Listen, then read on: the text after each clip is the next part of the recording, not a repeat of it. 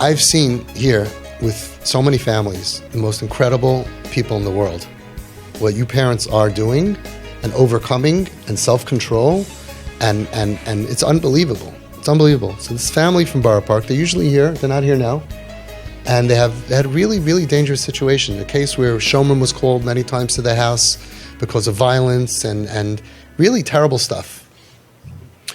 The kid broke things, glass, and it was really, really bad stuff. Put chametz in the Pesach food and in the pots and pans, and it was wild and crazy and terrible stuff happening.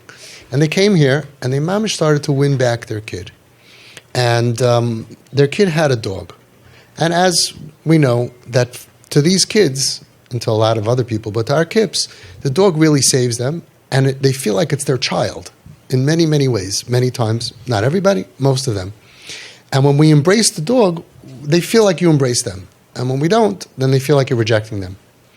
Story in a story. We had a father here that told the son, I love you and I accept you, and he proved it, but I just can't deal with the dog. And he said, Tati, me and the dog are one. If you don't accept the dog, you don't accept me. And he left the house. And we're talking about a kid who's doing heavy, heavy drugs, a kid who Nebuch went through tremendous, terrible, terrible childhood trauma, a kid who was very suicidal, and he left the house with the dog. Erev Shabbos. He started calling his son, no answer, no answer, no answer, no answer. The mother is shaking and trembling. She lights her Shabbos candles. And the father is shaking and trembling because they really thought he'll jump in front of a train. They really thought he'll kill himself. It was a terrible matzav. And father went to shul, was crying, so scared. He came home, as per his Rav, turned on his phone and called his son. His son picked up. You calling me on Shabbos? He knew what it was for his father. And he said, I'm so sorry. I did not realize how much that you and the dog are one, and I never would have said that. Please come home. Please come home with the dog. And he came home with the dog.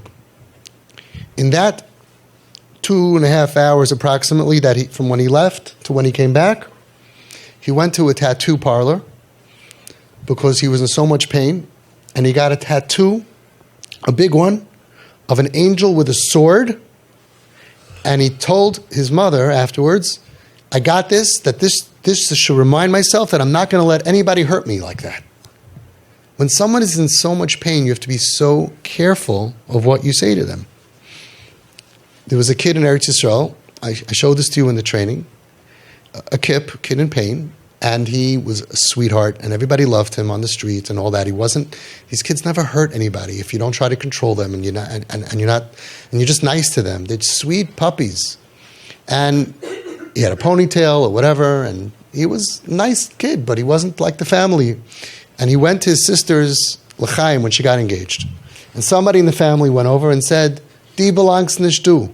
You don't belong here." 10 minutes later, he hung himself.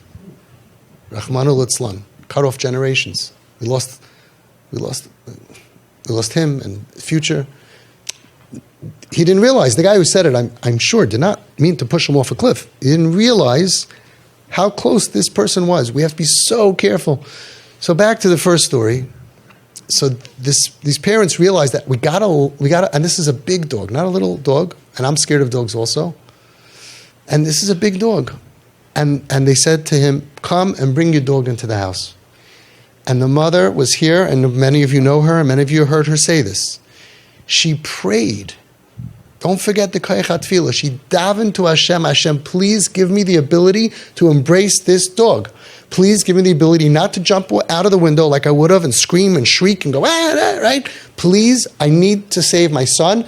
It's going to mean the world to him if I can embrace this dog. And growing up Hasidish, dogs and Hasidim don't go together. And she davened. She davened and davened and davened and davened. And then she sent me a picture of her holding the dog like this. Not only did she tolerate it, was she able to be oimed b'nesayin, to withstand her instincts. And, I would jump into probably traffic to get away from a dog. But for my kid, you got to be oimed u'meskaber. You got to be stronger, and you got to get a hold of yourself and do what you got to do. And she needed help, and she davened. She davened, Hashem helped her. She had the koyach, and she's not only said, okay, fine, over there. No, she held it, and there's a picture with her son next to her. And a loving bond was created. Okay, and the kid comes home more, and the kid comes around more, and now the kid is doing much, much, much better than when they came. Much, much, much, for those of you who know. We have to do anything it takes to save our kids.